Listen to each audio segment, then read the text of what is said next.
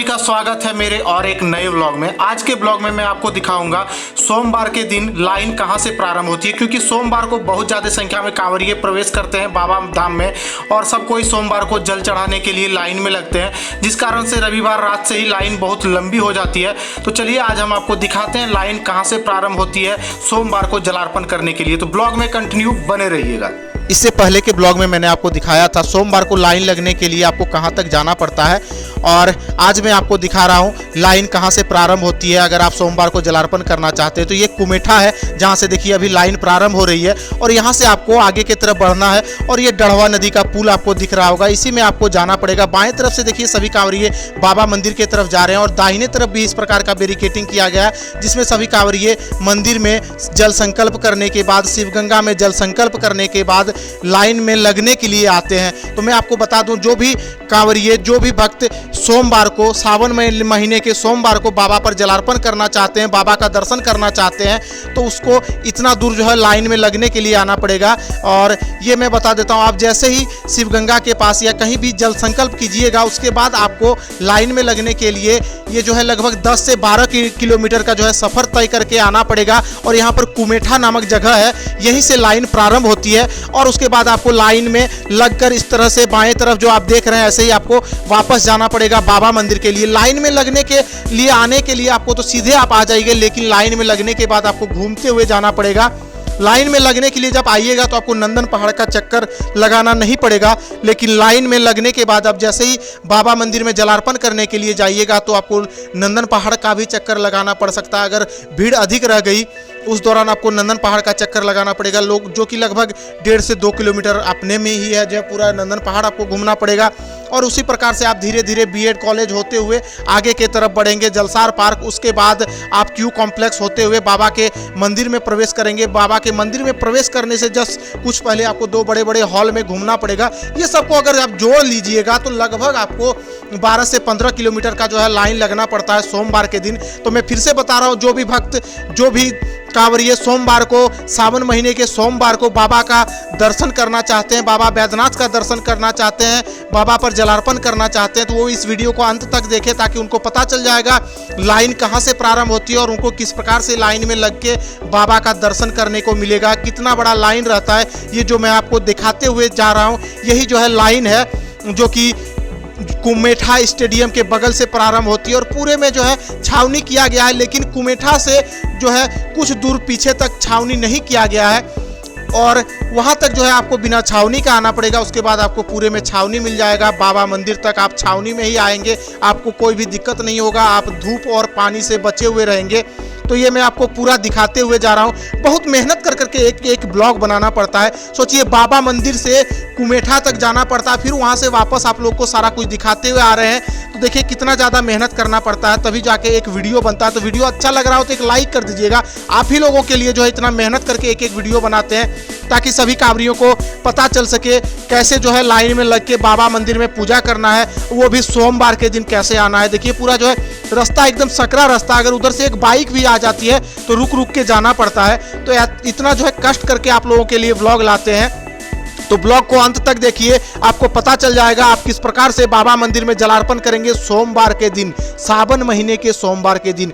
ऐसे ही सावन महीना को बहुत ही पवित्र महीना माना गया है। उसमें अगर सोमवार के दिन आप जो है बाबा पर जलार्पण करते हैं तो उसका जो है फल और भी अधिक मिलता है।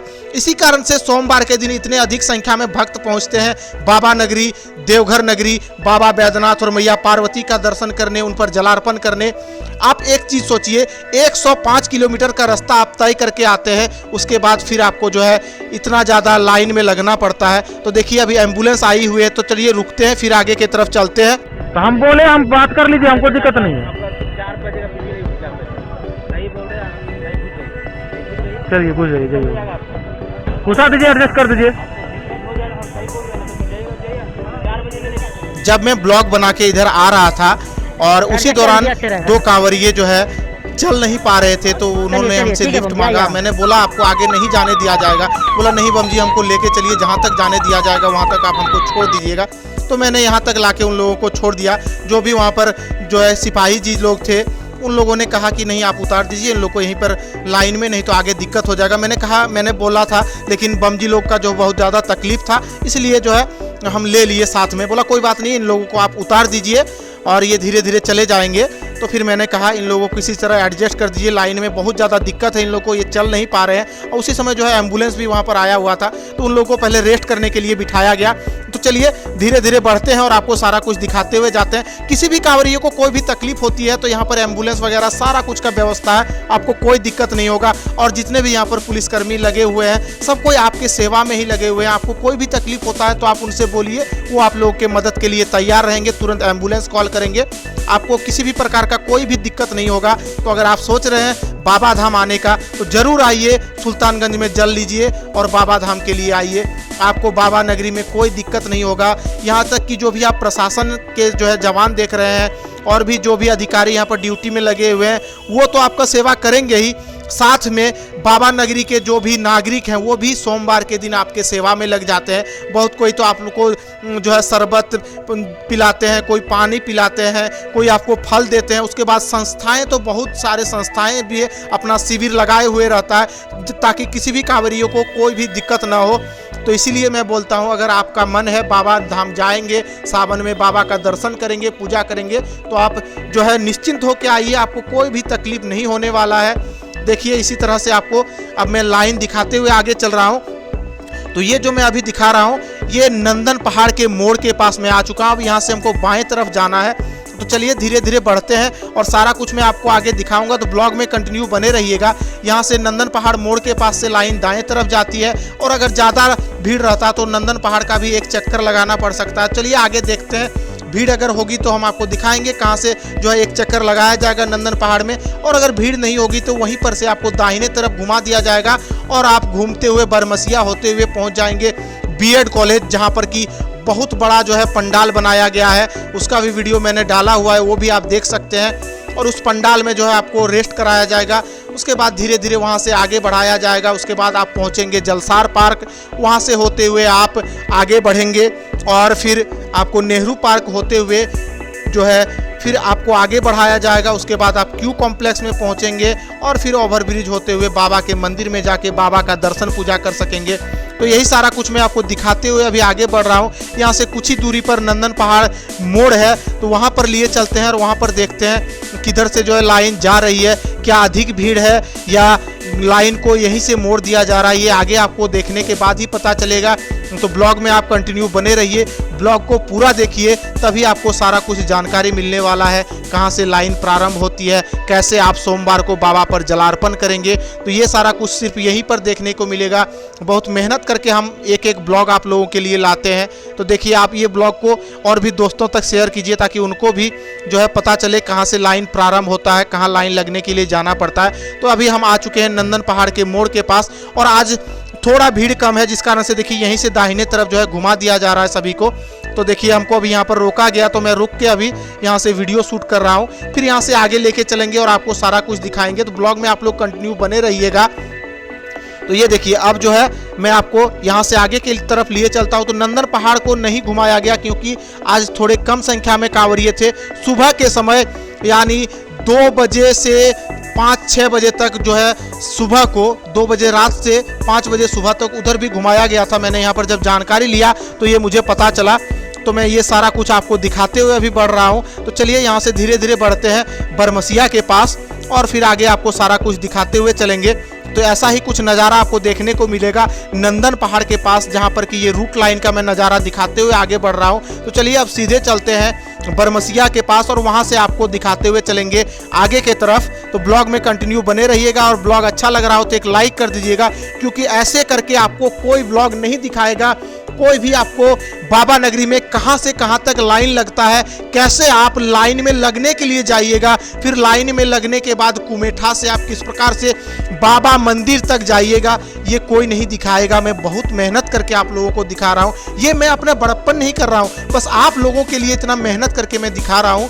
तो ये लगभग मैं 6 बजे पहुँच गया था बाबा मंदिर, उसके बाद वहाँ कुमेठा गया और कुमेठा से अभी देखिए आपको दिखाते हुए आगे की तरफ बढ़ रहा हूँ। बस यहाँ से कुछ ही दूरी पर बरमसिया मोड़ है। तो चलिए अब सीधे लिए चलते हैं आपको बरमसिया मोड़ के तरफ। अब मैं पहुंच चुका हूं बरमसिया मोड़ के पास और ये देखिए यहाँ पर जो भी लगे हुए हैं सेवा में ही लगे हुए हैं, जिनका घर नज़दीक है वो बम सबका सेवा में लगे हुए हैं। तो मैंने पहले ही बताया आपको यहाँ पर कोई दिक्कत नहीं होने वाला। तो देखिए बरमसिया मोड़ के पास अभी सभी कांवरियों को रोड क्रॉस कराया जा रहा है। इस दौरान दोनों तरफ के जो है ट्रैफिक को रोका जाता है। तो हम भी यहाँ पर रुके हुए हैं और जैसे यहाँ से रास्ते को खोला जाएगा फिर मैं आपको आगे दिखाते हुए चलूँगा। तो देखिए अभी सभी कांवरियों को बुलाया जा रहा है, जल्दी से आप आइए क्योंकि रोड भी प्रारंभ करना पड़ेगा।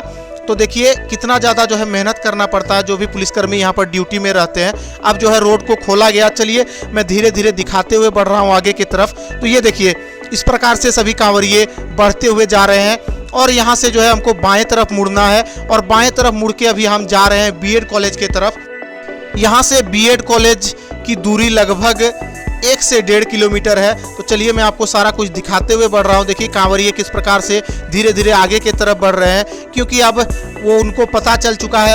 अब जो वो लगभग जो है आधा रास्ता तय कर लिए हैं, आधा लाइन तय कर लिए हैं, इसलिए अब उनके जो है पैरों की गति भी बढ़ गई है क्योंकि वो जो है अब बाबा मंदिर के करीब जा रहे हैं। और यहाँ से देखिए आपको दो तरफ लाइन दिख रहा होगा, दोनों तरफ पंडाल बनाया गया है। एक तरफ से लाइन जा रही है लाइन लगने के लिए, मतलब सभी कांवरिये जल संकल्प करके लाइन लगने के लिए जा रहे हैं और दूसरे तरफ से लाइन में लगकर बाबा मंदिर के तरफ सभी कांवरिये जा रहे हैं। तो ये देखिए मैं बीएड कॉलेज के मोड़ के पास आ चुका हूँ। यहाँ से बाएं तरफ घूमते हुए जाना है, उसके बाद बीएड कॉलेज का बड़ा सा पंडाल मिलेगा, वो भी मैं आपको दिखाऊंगा। तो देखिए कितने ज़्यादा पुलिसकर्मी आप लोगों के सेवा में लगे हुए रहते हैं ताकि आप लोगों को ज़रा से भी दिक्कत ना हो। तो जो है आप लोग भी उनका जो है बात को सुने, भगदड़ न मचाएं और धीरे धीरे बाबा के मंदिर के तरफ चलें, उनको भी अच्छा लगेगा आपकी सेवा करने में। तो ये देखिए यहाँ तक आने के बाद आपको धीरे धीरे बीएड कॉलेज के जो बड़े बड़े पंडाल बनाए गए हैं उसमें घुसाया जाएगा। तो यहाँ पर देखिए सब इशारा करते हैं कि आप लोग धीरे धीरे चलिए ताकि आपको दिक्कत ना हो, आप उतना रास्ता तय करके आए हैं, पैरों में आपको चोट न लग जाए, इसीलिए सब कोई आपको कहते हैं धीरे से चलिए। और ये देखिए ये बड़ा सा पंडाल जो कि अभी भरा हुआ है कांवरिये से, इसी में आपको बैठना है। उसके बाद एक एक करके आपको यहाँ से बाहर की तरफ लेके जाया जाएगा और पुनः आप इस प्रकार से जो आगे लाइन दिख रहा है उसी लाइन में लगते हुए बढ़ेंगे और चलेंगे बाबा मंदिर की तरफ। तो चलिए मैं आपको ये सारा कुछ दिखाते हुए आगे बढ़ रहा हूँ। ब्लॉग में आप कंटिन्यू बने रहिएगा। ये पूरा जो है मैं आपको लाइन दिखाने वाला हूँ आज, शुरू से अंत तक आप देखिए ब्लॉग को, तभी आपको पता चलेगा कहाँ से कहाँ तक लाइन लगती है और कैसे आप सोमवार के दिन बाबा के मंदिर में जलार्पण कर सकेंगे। तो ये देखिए अब जो है यहाँ पर भी आपको बहुत सारे लोग सेवा करते हुए नजर आएंगे, कांवरियों की सेवा में लगे हुए रहते हैं हमारे देवघर वासी। तो आपको यहाँ पर किसी भी प्रकार का कोई भी तकलीफ नहीं होने वाला है। देखिए यहाँ पर भी और शिविर लग रहा है। तो बहुत सारे लोग जो है स्वेच्छा से बाबा के भक्तों का सेवा करते हैं। तो आप लोग सेवा का मौका दें, आप लोग बाबा धाम आए, अगर आपको मन है कि आप भी बाबा का दर्शन करेंगे तो बस सावन के पावन महीने में आ जाइए बाबा धाम और बाबा नगरी के वासियों को भी शिव भक्तों का सेवा करने का मौका दीजिए। हम सभी आपके सेवा में लगे हुए रहते हैं। और देखिए अभी जो है इधर भी बहुत सारा जो है सेवा समिति शिविर लगा हुआ रहता है। पूरे जो है आपको रूट लाइन में बीच बीच में सेवा का जो है शिविर दिख जाएगा, निःशुल्क सेवा का शिविर दिख जाएगा, जहां से आपको शरबत, जल, फल इत्यादि के जो है मिलता रहेगा। तो अभी यहाँ से हम आ चुके हैं आगे के तरफ और यहाँ पर भी सड़क को क्रॉस कराया जा रहा है। तो यहाँ से सड़क क्रॉस करने के बाद जो ये छावनी वगैरह आप देख रहे हैं, स्टॉल देख रहे हैं, ये जो है शिविर लगाया गया है बस आप ही लोगों के सेवा के लिए।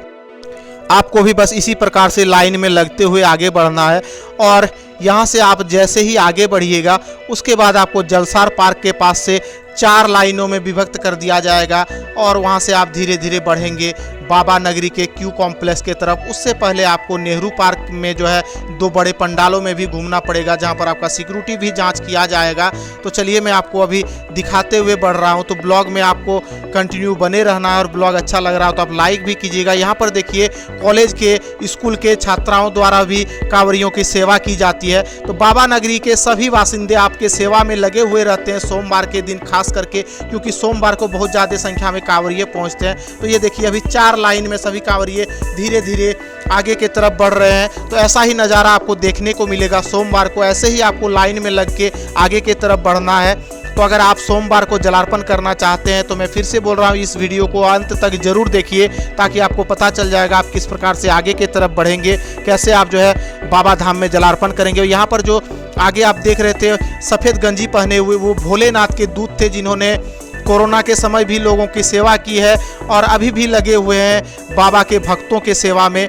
और उनका नाम भी इसलिए दिया गया था भोलेनाथ के दूत, जो कि हमारे डीसी साहब द्वारा उन लोगों का नाम तय किया गया था भोलेनाथ का दूत। तो वो भी जो है कांवरियों के सेवा में लगे हुए रहते हैं। तो इस प्रकार से वहाँ से आप जैसे ही आगे बढ़िएगा, ऐसा जो है आपको पंडाल फिर से आगे देखने को मिलेगा।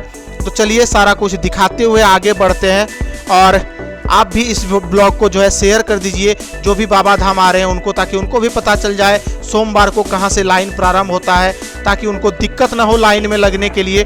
तो अभी जो है मैं आ चुका हूँ आगे के तरफ, और यहाँ से लाइन अब क्यू कॉम्प्लेक्स में इन करेगी। तो चलिए मैं आपको ये दिखाते हुए आगे बढ़ रहा हूँ। देखिए सभी कांवरिये बाबा का जयकारा लगाते हुए बढ़ रहे हैं क्यू कॉम्प्लेक्स के तरफ।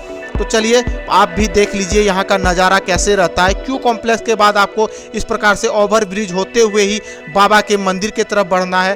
तो चलिए ऊपर से मैं आपको ओवर ब्रिज का नज़ारा दिखाता हूँ। देखिए ऐसा नज़ारा रहता है सावन के सोमवार के दिन। ओवर ब्रिज का पूरा जो है खचा हुआ रहता है ओवर ब्रिज भक्तों से, और सब कोई बाबा का जयकारा लगाते हुए आगे की तरफ बढ़ रहे हैं। यहाँ से आपको लिए चलेंगे हम बाबा मंदिर की तरफ। तो ब्लॉग में बने रहिए। ये देखिए बाबा मंदिर का आज नज़ारा कैसा है, और यहाँ पर जो है लाइन कैसे आ रही है आप देख सकते हैं। इसी प्रकार से आपको आगे बढ़ते हुए आना है, और यहाँ से आप जैसे ही आगे बढ़िएगा उसके बाद आपको जो है बाबा का मंदिर मिलने वाला है। चलिए वो भी मैं आपको दिखाता हूँ। तो ब्लॉग अच्छा लग रहा हो तो लाइक ज़रूर कर दीजिए, बहुत मेहनत लगता है एक एक ब्लॉग बनाने में। तो ये देखिए यहाँ से आपको घूमते हुए आना है, और यहाँ से आप जैसे ही दाहिने तरफ मुड़िएगा उसके बाद बाबा का आपका मेन मंदिर मिल जाएगा, जहाँ से आप अंदर में जाके बाबा पर जलार्पण कर सकेंगे। तो देखिए सभी भक्त इस प्रकार से आगे की तरफ जा रहे हैं, और यहीं पर जो है बाबा का मेन मंदिर है, जहाँ से सब कोई बाबा पर जलार्पण करते हैं, उनका दर्शन पूजा करते हैं।